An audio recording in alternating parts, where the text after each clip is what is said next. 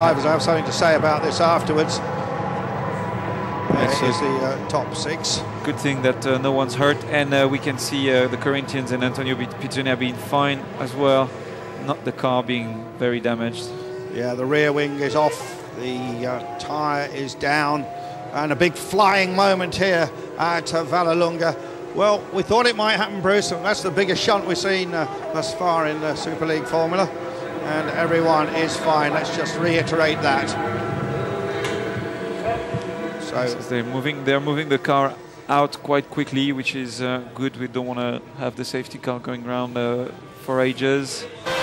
And now, there you can see what happened. It's just, well, we couldn't see so much from there, but there's so much stuff flying around, and you can see the two cars flying off. There was two impacts, weren't there, really? And you saw the Beijing car manage to avoid the flying bits as best we could see. There's the sad sight of the AC Milan car being hoisted away from the scene of the crime, and the Dortmund car will lead. All the drivers now starting to worry about their tyre temperatures, keeping the tyre pressures up as they go around behind the Lamborghini safety car. Yeah, even with Lamborghini in front of them, the driver is probably pushing as hard as he can, but those cars are so fast that they are actually cooling down and losing tyre temperature behind the safety car. So it's going to be tricky when we'll have a green light. Yeah, just trying to see if anybody made progress up through the field, Bruce. Olympiacos is in 5th position. Yep. Align is still there in front of Max Wissel and Tottenham, and the PSV Eindhoven and FC Porto. Actually, FC Porto had a good start because he's in front of Liverpool and he was starting behind him at the beginning of the race. So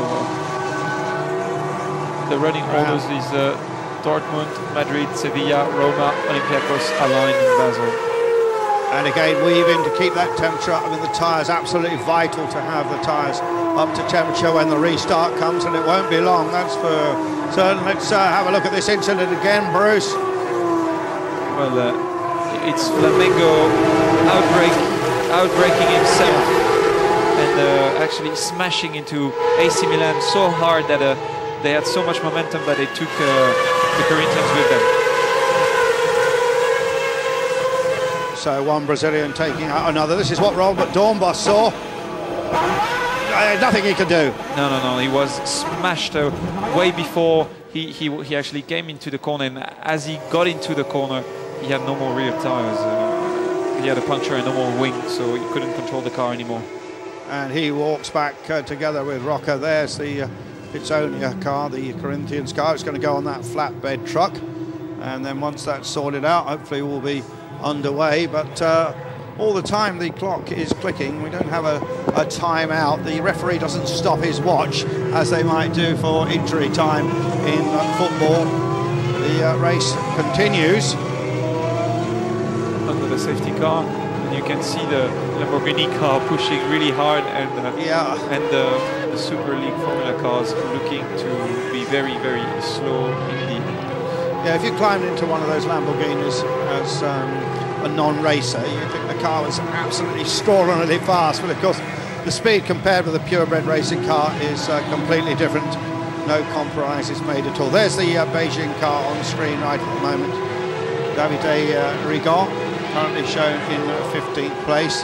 He did not make up any places other than for the 3 that have dropped out in that incident, so he's still in 15th.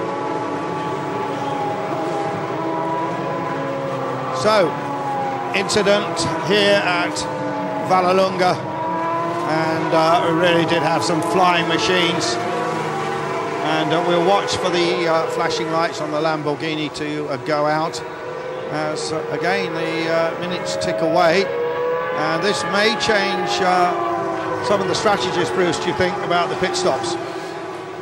Yes, well, it might well affect the strategies for Beijing and Galatasaray, who are really at the back of the field, because they were supposedly going to fight with Milan and Corinthians and Flamengo, but now they might have a clear track in front of them, and they might just postpone a little bit their pit stop. But it doesn't change the strategy for the cars in front, I think. Basel is pulling off. Okay, there is Max Wissel is the youngest driver. I don't know what kind of problem he has, but when you're behind a safety car, you really have to manage the engine temperature. And if you're not managing well the engine temperature, which means not pulling the revs too high, then you might end up having an engine blow up. Well, we don't see any wisps of smoke from that particular car. Plenty of other things that can go wrong. Perhaps people don't realise that the modern racing cars have a lot of hydraulics, and sometimes they can play up, or who knows. But he has pulled off the course, and so that leaves us with just 14 healthy runners at the moment. And Tottenham is making a place, as well as Eindhoven and Porto and everybody else behind that. We're going to have an interesting fight between Anderlecht and Liverpool and FC Porto, actually, because they're together on the track. This is not helping Beijing at all, because as the minutes tick away, less time, of course, to go up through the field. Exactly, yes, and we are still having a yellow flag around the track, still the lights on the safety car. So probably another extra lap. They now have to take the FC Basel car out of the way.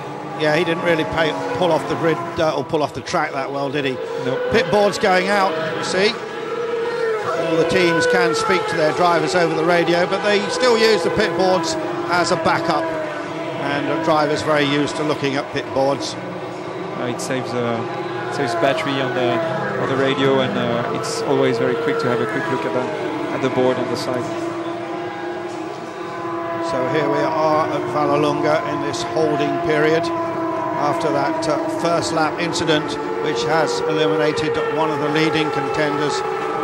Robert Dornbos for AC Milan has also eliminated both of the Brazilian cars, one of which really we're pointing the finger at, causing that incident. Flamengo took a rocker, and the truck very wisely not loading the car up, but just pulling it out of the way, and I hope we can go racing again here in Rome. We're just 30 odd kilometers north of the Eternal City.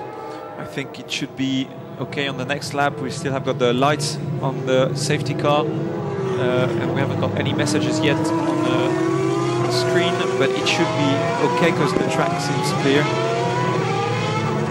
Yeah, we have a clear track. All those bits of carbon fibre went flying because the marshals, corner workers have cleared those away. So Borussia Dortmund continues to lead, 4 laps actually in the book at the moment. There he is flying the famous yellow and black colours of one of Germany's best football teams. Okay, still yellow flags and still the lights on the safety car, but he's in. He's in, still has just switched the lights off, and then we're going to have a green situation again. And of course it could all happen again. Everybody all hyped up now round the long Roma corner, and off he goes. And the green flag waves, and Dortmund at the moment continues to lead. And we're scrutinising down the field. And a good start for Dortmund. And you can see all the wood coming out of the car. Oh, and he's big lockup for Atletico Madrid. He's pushing really hard. He knows that he has to make a move as early as possible, and he has great momentum, and he's going to try to make a move right now.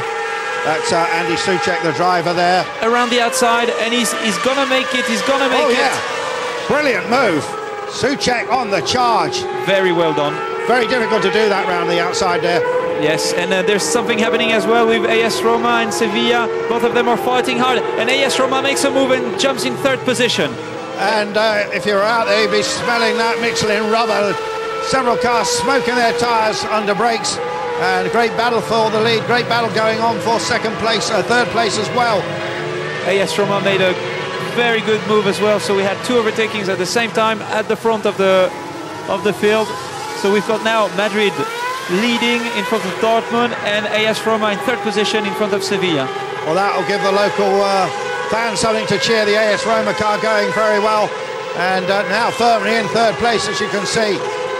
Just trying to look down the field, and here's a replay of that sensational move all the way around the outside. Yes, great. Excellent from the red and white car. And then we had AS Roma on board, overtaking Borja Garcia from Sevilla, making a move under the brakes.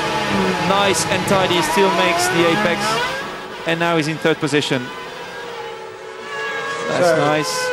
Atletico Madrid currently at the bottom of our league.